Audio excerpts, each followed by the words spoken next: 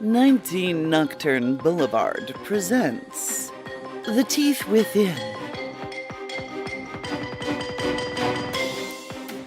Part 2 of a 9-part serial featuring Plain Jane and Anybody.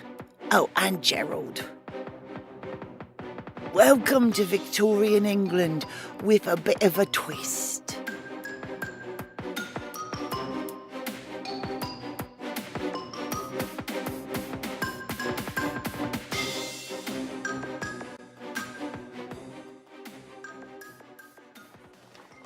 Are you thinking what I'm thinking? I don't know. Lady or not, and she don't look quite the lady, ain't a scratch on her. And the coachman all mangled in half. Right. Mom? Oh, yes. I'm simply mortified that something so tragic should happen, and virtually on the doorstep of my very exhibit.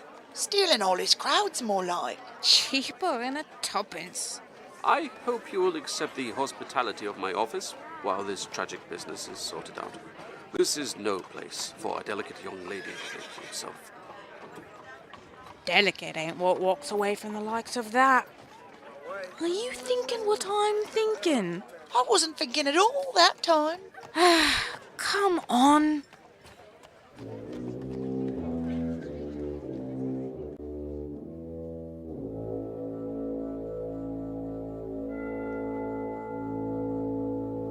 Will your lordship be going up to the estate tomorrow? That might not be a bad idea. Well, there's nothing much happening here at the moment. I'll decide in the morning. Shall I prepare the home suit then, my lord? Have it ready. I really hate to make such a surprise visit. She'll fuss so, and I'd be obliged to return to town for the weekend anyway. I can have whichever kit you deem appropriate ready on the moment, my lord. Merely say the word. Of course. Good man. My lord? Yes? Sir, that is, it's not my place, my lord. Spit it out, Tompkins. You know I shall not take offence. This business card, my lord. I've heard some disquieting things about this agency. What? Let me see. I hope you've not been displeased with my service, sir. Royal Brougham Engagement Agency. Oh! That was the thing Daniel forced on me. Something to do with, how odd. I have heard, my lord, that this agency has placed several gentlemen of my class with several gentlemen of yours. Really? That is not at all the context in which it was mentioned. Never fear, Tompkins. You are invaluable, and I could not do without you. Thank you, my lord. I shall lay out your town suit for the morning.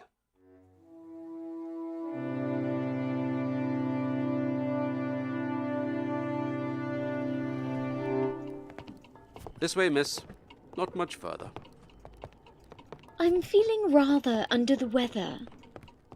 Yes, I understand. Any such upset to the equilibrium can be very off-putting.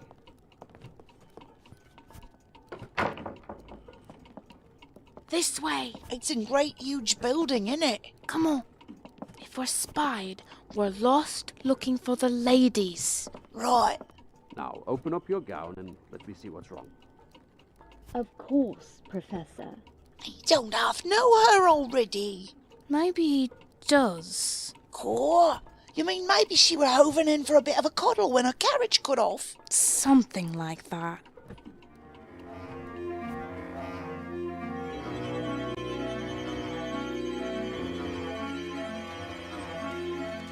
I don't like the shine on my shoes legs.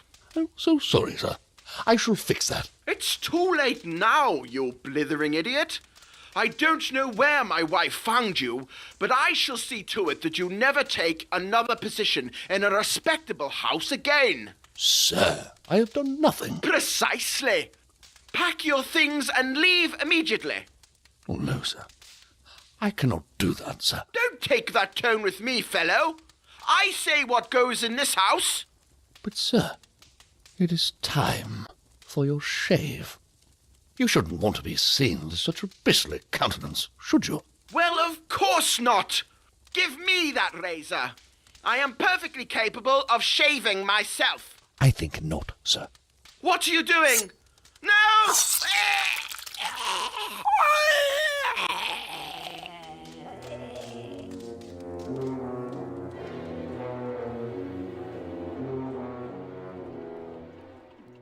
Whatever they're doing, they've passed into another room. His beefs! Right. I swear it were this way we come. But I thought there was another door along here somewheres. Oh, don't you recall?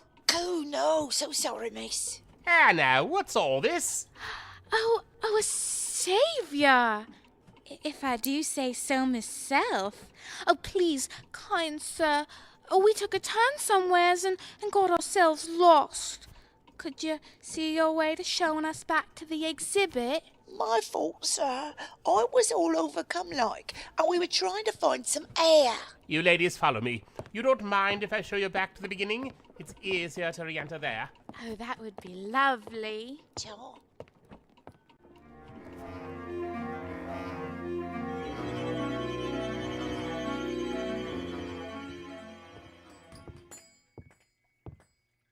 Sir, may I help you? Yes, I was referred by a friend. My card. Mr. Gerald St.Jude, Esquire. I am very pleased to meet you. If you would step this way. I hope you don't find this rather rude of me, but how does a nice, modest young lady like yourself come to be working in a sort of business like this, eh? Please, don't concern yourself on my behalf, Mr. St. Jude.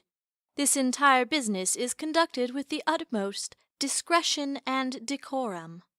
Well, of course, but... Oh, dash it all. You know what I mean. Would you prefer to speak with a gentleman about the services we offer? Oh, no. That is to say, I don't think it will be any easier, and he wouldn't be half so pleasant to look at, eh? What?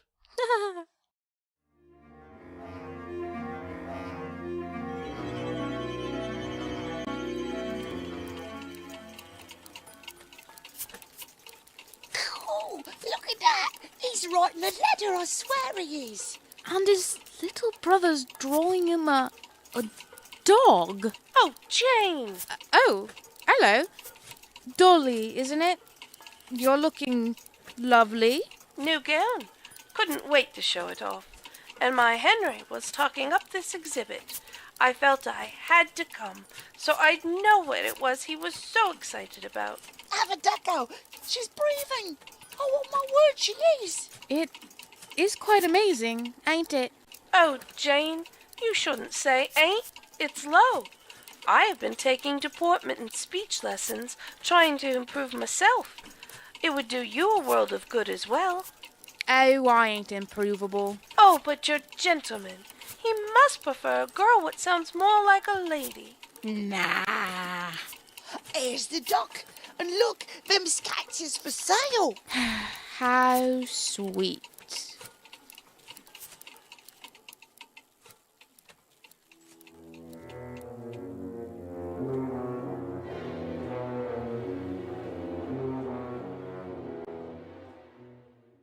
Our service is quite unique and not cheap. I hope you understand that right up front. Oh, if I see something I like, money's certainly no object, you know. Excellent. And, of course, we are a very exclusive service. So you must be very, very careful about the sort of people to whom you pass our name. Righty-ho. This is one of our standard contracts. The sum at the bottom is the initial cost. There are also ongoing costs, and, of course, if you are looking for something very particular, there may be extra charges associated with such an arrangement. Particular? Whatever do you mean? We'll go into details shortly. Very well. Services rendered, maintenance costs... Oh!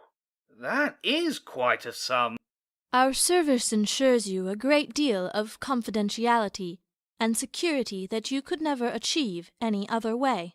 I can see why you must remain exclusive. There is also the matter of the deposit. We must be certain of your sincere intentions. The deposit, there at the top of the sheet, is required before I can disclose more about our services, and is not refundable should you decide not to engage us. Rather more of an entry fee then, eh? What? Well, money's no problem. You'll write me a bill of receipt, I trust?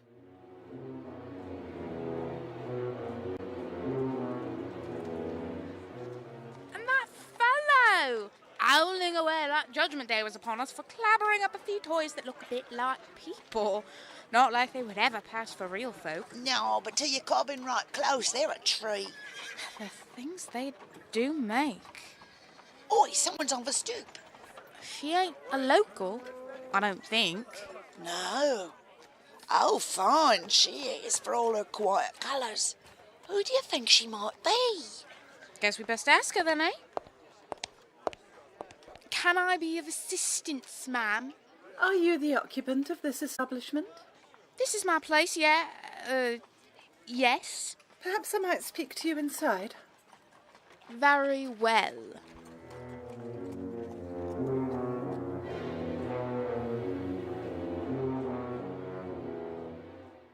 Now that you are invested, so to speak, in our products, I am able to reveal more. Oh, are we going somewhere?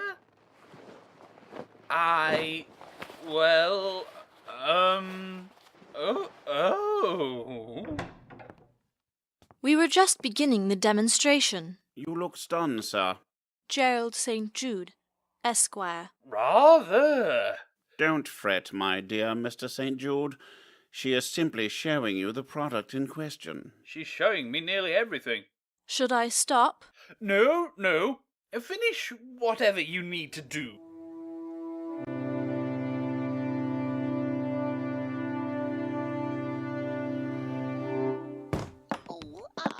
Run along, Annie. Fetch us some tea. Hardly what I expected. Hey? What did you wish to talk to me about then, ma'am? I believe you know my husband, Gerald Widrington, Lord Almondsley.